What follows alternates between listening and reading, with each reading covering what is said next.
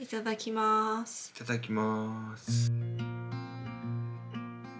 ちは、木綿豆腐で豆乳はきなこ豆乳でやってみました。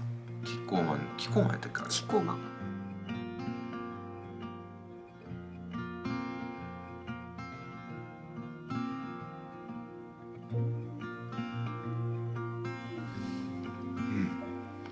滑らか。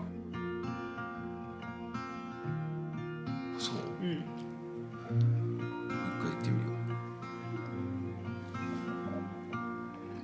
う。すげえ滑らかで美味しいわ。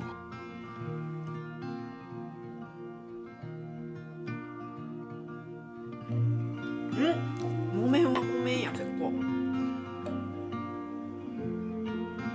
濃厚な感じはいいね。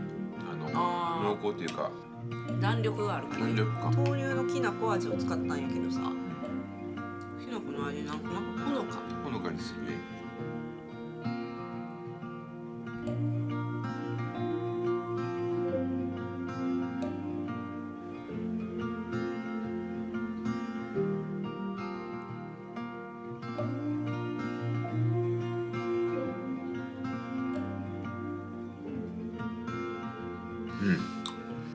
おゆきなうまいわ。